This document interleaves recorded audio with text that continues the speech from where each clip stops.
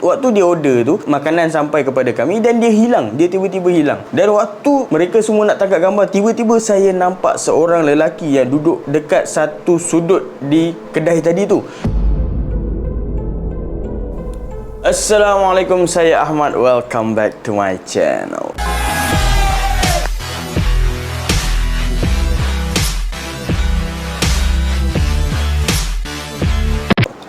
Terima kasih diucapkan kepada anda yang masih setia bersama dengan saya. InsyaAllah hari ini saya nak sambung kisah daripada buku sahabat sekalian, buku yang mengisahkan tentang penggambaraan saya bersama dengan isteri menggambar ke 15 buah negara, bermula daripada Malaysia, Thailand, Myanmar, India, Nepal, Pakistan, China, Kyrgyzstan, Kazakhstan, Uzbekistan, Afghanistan, Iran, UAE dan Arab Saudi selama 15 bulan, dan kami hanya bermula dengan RM1,900 sahaja. Alhamdulillah, sekarang ni kami dah mulakan penggambaraan berbasikal mengelilingi Malaysia, bermula daripada Selangor, daripada Sabak Bernam kami bermula dan masuk ke negeri yang kedua iaitu Perak, dan seterusnya adalah Pulau Pinang. Dan sekarang Alhamdulillah kami berada di Guak Perahu Homestay Nur Wahab di Guak Perahu. Alhamdulillah, terima kasih diucapkan kepada tuan rumah yang sponsor rumah ni bersama-sama dengan Haji Bahar, sponsor satu malam, dan Haji Wahab sponsor untuk satu malam di Homestay Guak Perahu ni. Terima kasih banyak-banyak. Bagi siapa yang belum subscribe, please subscribe. InsyaAllah tanpa kita lengahkan masa lagi, jom kita sambung cerita.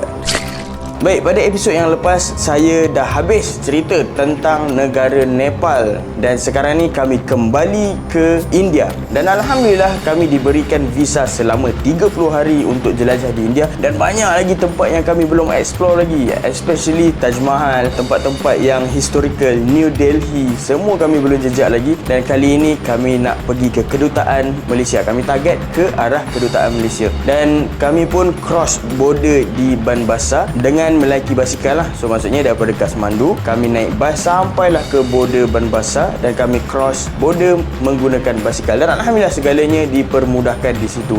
Dan kami teruskanlah kayuhan ke arah New Delhi. Kali ni kami masuk India dalam keadaan kami dah memahami tentang budaya di India, tentang agama di India. So agak mudah sikit kali ni untuk kami berkomunikasi dengan mereka lah. Dan kami masuk dalam keadaan kami dah tahu sedikit bahasa Urdu dan Hindi, Alhamdulillah. Dan hari yang pertama kami berhenti solat di Masjid Khatimah sebelum waktu asar untuk kami solat Zuhur dan solat asar lah. Dan bila sampai kat masjid, macam biasa Adilah ni dia akan duduk dekat luar dan saya akan masuk ke dalam. Dan sebenarnya dekat India ni kami dah buat seolah-olah macam kami ada SOP untuk mencari tempat tidur dekat India ni. Dan SOP dia ada 3 step je. Yang pertama adalah bila kami sampai ke satu-satu masjid, first kali adalah kami akan mencari masjid untuk nak cari tempat tidur, sebab dekat masjid akan ada orang-orang Islam yang sama dengan kita Islam, so lebih mudah mereka ni nak meraihkan kita. So bila sampai kat masjid, Adilah akan duduk kat luar dan saya akan solat. Dan selepas solat, saya akan tanya kepada jemaah dekat mana tempat isteri saya boleh solat. Itu yang step yang pertama. Dan kebanyakannya orang kata tak ada tempat solat untuk perempuan di masjid di India. So masa tu saya akan tanya dekat mana dia boleh solat, dan majoritinya akan ajak pergi ke rumah.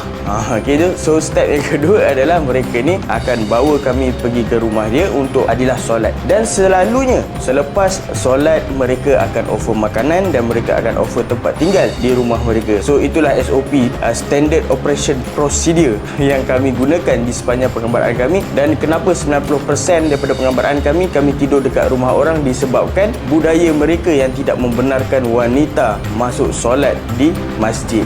So dalam keadaan kekurangan ada kelebihan di situ, Alhamdulillah. Dan triks ni kita tak boleh buat setiap hari lah, sebab dia ada pro and cons lah. Dan benda yang best ni bila orang ajak tidur dekat rumah ni, satu, kita tak payah keluar duit untuk tempat tidur kan. Yang kedua adalah kita tak payah keluar duit untuk nak makan. Itu dua perkara lah yang best. Tapi benda yang tak bestnya adalah kami terpaksa bersembang sehingga pukul 2-3 pagi dalam keadaan kami sangat penat, dan menyebabkan kami kadang-kadang seminggu sekali kami akan masuk hotel, tak jumpa dengan siapa-siapa. Masa itulah nak basuh baju, masa itulah nak rehatkan diri, masa itulah nak transfer segala benda, footage ke dalam hard disk dan sebagainya lah. So itulah rutin harian kami. Seminggu mungkin sekali kami akan masuk ke hotel nak menguruskan perkara-perkara yang tak boleh diuruskan jika ada orang lain. Okay, so cerita berbalik-balik ke Masjid Khatimah ni, saya bertanya kepada jemaah adalah waktu tu belum masuk waktu asar lagi, dan mereka kata tunggu waktu asar akan ada seorang lelaki yang boleh cakap bahasa Inggeris, mungkin boleh bantu kami. Dan Alhamdulillah selepas solat asar masa tu ada seorang lelaki tegur saya, dan dia boleh cakap bahasa Inggeris. Nama dia adalah Nasir Khan.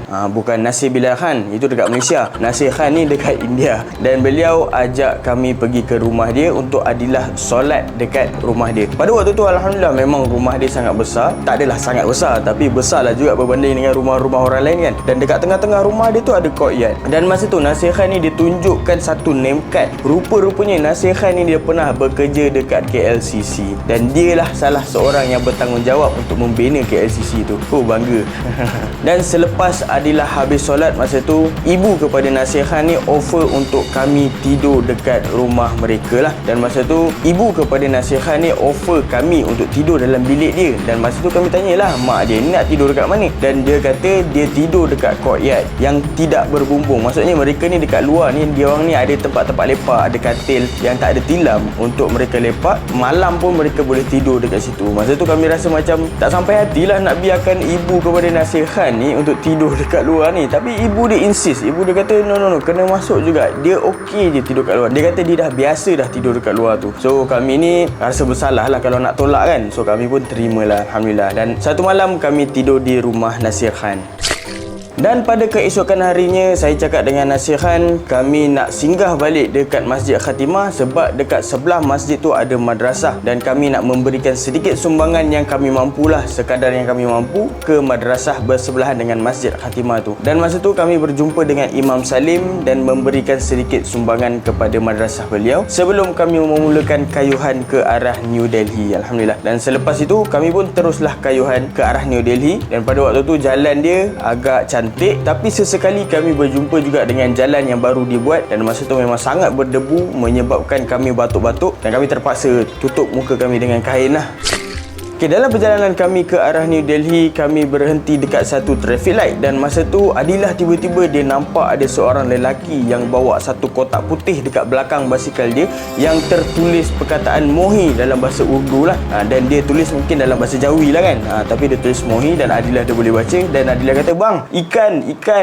Dan Adilah ni dia memang peminat ikan. So dia pantang nampak ikan mesti dia nak beli. Dan masa tu Adilah kata, tak abang, pergilah tanya, kok lah ada ikan, kita boleh makan ikan malam ni kan. Dan saya pun okey lah sebab AJK makanan dah suruh saya carilah kan. Dan masa tu saya bagi signal kepada orang yang bawa motor tu untuk ke tepi untuk saya nak bersembang dengan dia lah. Dan masa tu kami selepas traffic light tu bertukar hijau, kami pun ke tepi. Dan masa tu saya tanya dengan brother ni, ada tak ikan lagi kan. Dan masa tu dia buka kotak dia tunjuk memang dah kosong dalam kotak dia tu. Maksudnya memang sama ada dia tak ada hasil hari tu ataupun dah habis jual ikan dia pada hari tu. Dan masa tu kempunan lah Adilah, kami tak dapat ikan. Masa tu dia tak pandai pun nak sembang bahasa Inggeris. Kami sembang macam ayam dan itik lah. Alhamdulillah dia faham. Dan masa tu brother ni kenalkan diri dia sebagai Hamid lah. Dan Hamid ni dia ajak kami untuk minum chai. Dia kata chai dekat gerai berdekatan tempat tu lah. Dan masa tu kami bersetuju je lah sebab masa tu belum malam lagi. So kami pun okey lah nak join dengan dia kan. So kami pun singgah ke satu gerai di tepi jalan. Dan kami jarang untuk makan kat tepi jalan ni. Memang kami takut juga untuk keracunan makanan ni kan. Tapi sebabkan orang nak belanja, kita pun meraihkan lah. Masa tu kami lupakanlah tentang keracunan makanan tu kan. Semoga Allah memelihara kesihatan kami. Dan bila kami masuk dan duduk di dalam gerai tu, masa tu Hamid dia belikan makanan dan chai untuk kami lah. Dia orderkan chai, dia ambil manisan-manisan seperti rasgula, samosa dan jelebi. Dan masa tu ini adalah pertama kali kami makan makanan-makanan tersebut. Memang manis lah. Ni memang manisan dekat India. Sebelum ni kami tak pernah teringin pun nak rasa. Tapi bila orang dah belanja ni, kita makan lah.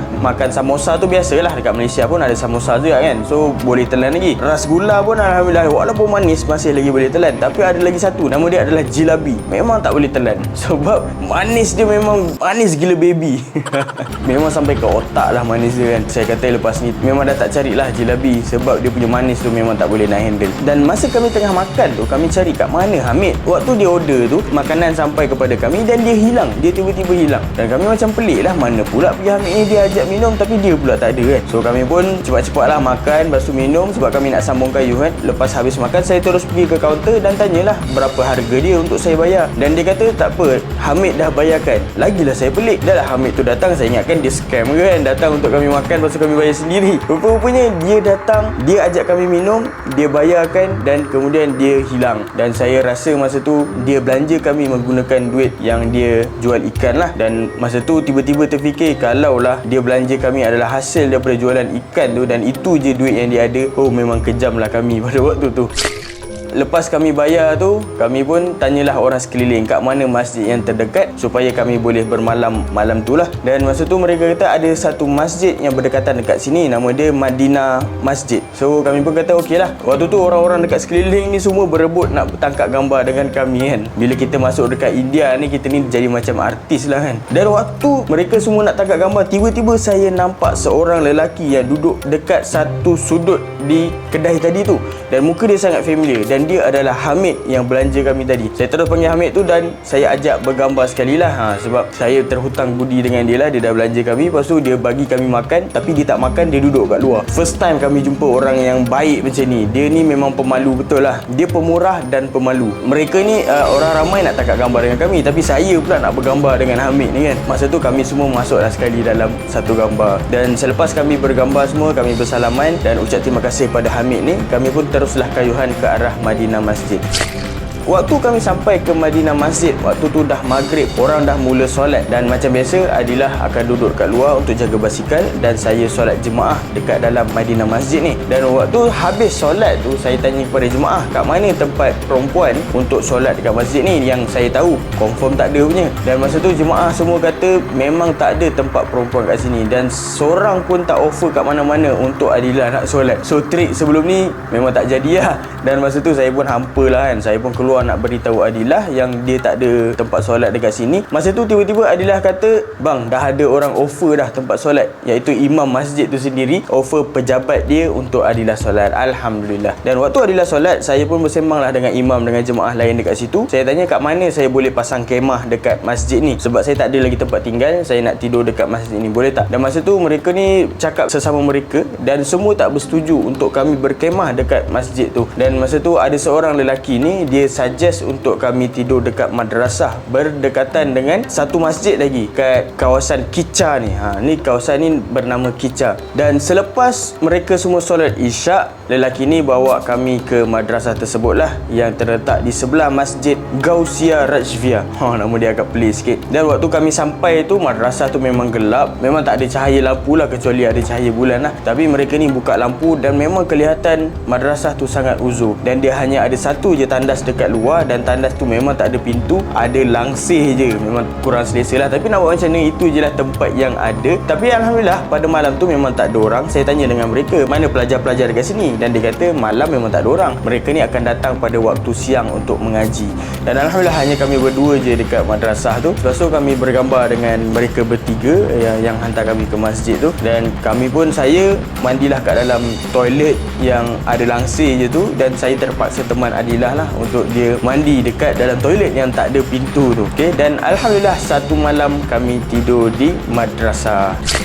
Okey, so saya rasa sampai sini je. InsyaAllah saya akan kongsikan lagi cerita di episod yang akan datang. Tapi sebelum tu ada sedikit hikmah daripada saya. Buatlah baik kepada semua orang, termasuk orang yang kita tidak kenali, tanpa mengharapkan apa-apa balasan. Boleh jadi orang yang kita bantu tu tidak membalas kebaikan kita, tapi Allah hantar orang lain untuk membalas kebaikan kita. Dan usahlah berputus asa dalam melakukan kebaikan. Okey? So sehingga di sini sahaja untuk episod kali ini. Sebelum tu, bagi siapa yang belum subscribe, please subscribe, dan jika anda sukakan video ini, please klik like dan tinggalkan komen di ruangan komen. InsyaAllah bagi siapa yang nak wakaf, saya masih lagi buka untuk wakaf ke sekolah-sekolah dan madrasah-madrasah tempat yang kami lalui. InsyaAllah saya akan update dari semasa ke semasa melalui video shorts, InsyaAllah. Sehingga kita berjumpa lagi, saya Ahmad. Assalamualaikum warahmatullahi wabarakatuh.